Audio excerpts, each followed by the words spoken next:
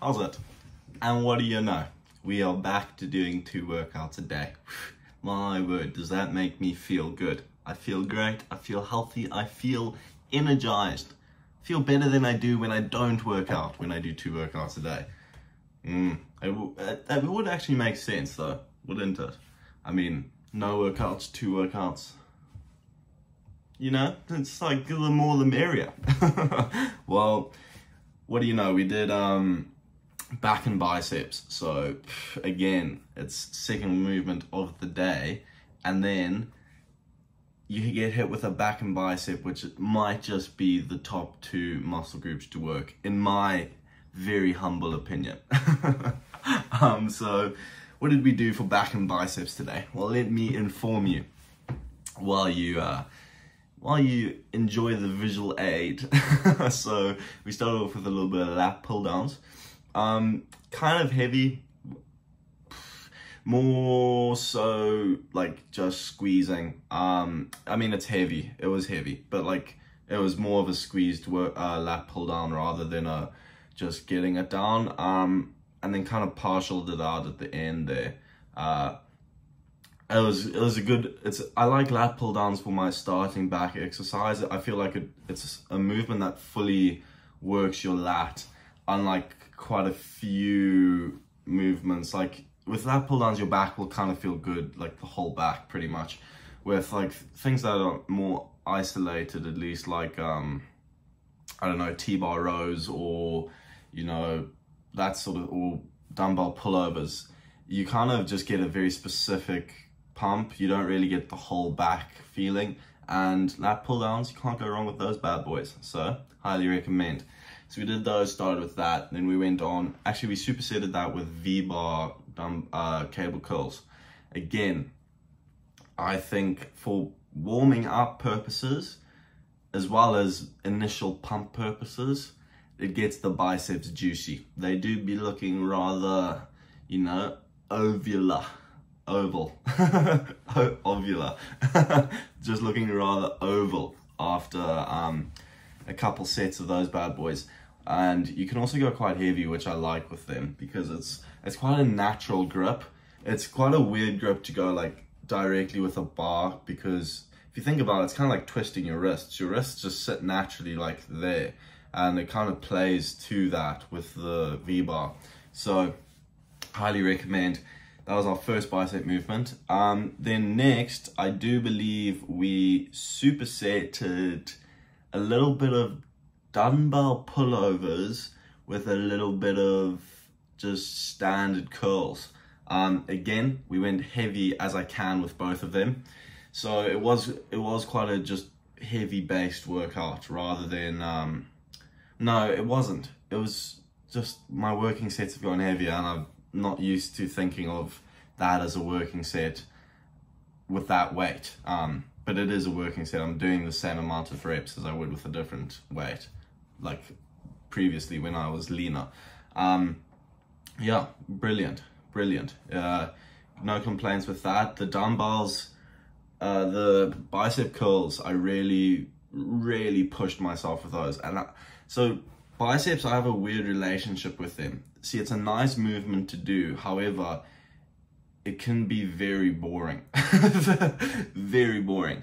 And I went into this workout and challenged myself a bit, and we'll speak about that shortly. So I think that might have helped me in the ways of getting the pump.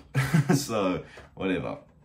Yeah, dumbbell curls great, and pullovers good as well. I really wish my gym had a machine, the pullover machine. It like has pads that go on your triceps, and you kind of go like that, because doing it with a dumbbell is not only uncomfortable, but also there are no dumbbells that are heavy enough. I know, what a problem. I'm just too strong.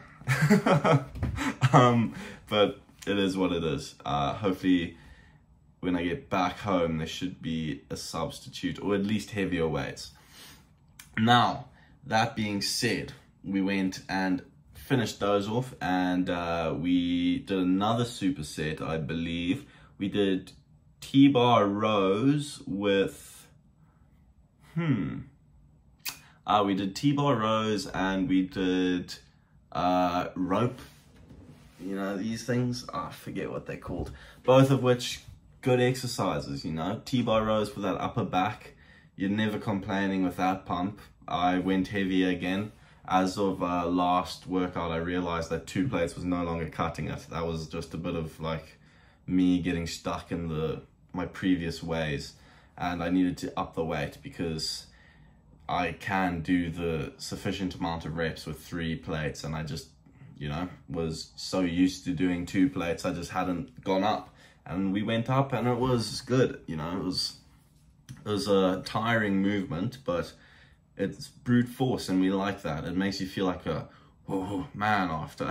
Could grow a couple hairs on your chest, you know, get that bum fluff on your face, nice and nice and spiky.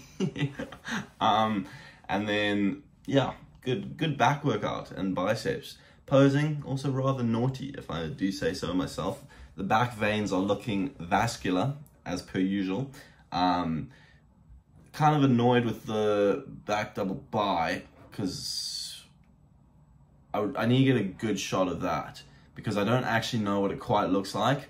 And I think there's also a like sneaky Christmas tree in there somewhere. But again, we'll see it in the future. It will just be a surprise for now. So, as I said earlier, I was kind of went into this workout and I was like, damn, let me try and, you know, compete with myself a bit, because I say it quite often, but going to the gym so much can be quite monotonous and boring, especially when you're doing so many of the same movements, as well as, you know, sticking to the strict regimen, since it is like a split and a challenge for me. So that in mind, I went into this session because I was a bit like not unmotivated to do the work, but more so just looking for a way to make the work more enjoyable, which is valuable. Do that, you know. Your perspective on things is purely based on you. It's not like you're the one who changes your emotion, your thought, your whatever. So think about that. But also, yeah, find little ways of making it even funner. So we challenged ourselves, and I have quite a competitive nature, and I will lead into that slightly after this. But challenging yourself, not only, you know, is it a little bit of fun, but what's the worst you're going to get out of that? You're going to get slightly bigger, you know, you're going to get bigger muscles, a better pump. You're just going to be like an overall more driven person. You see my like thought process here.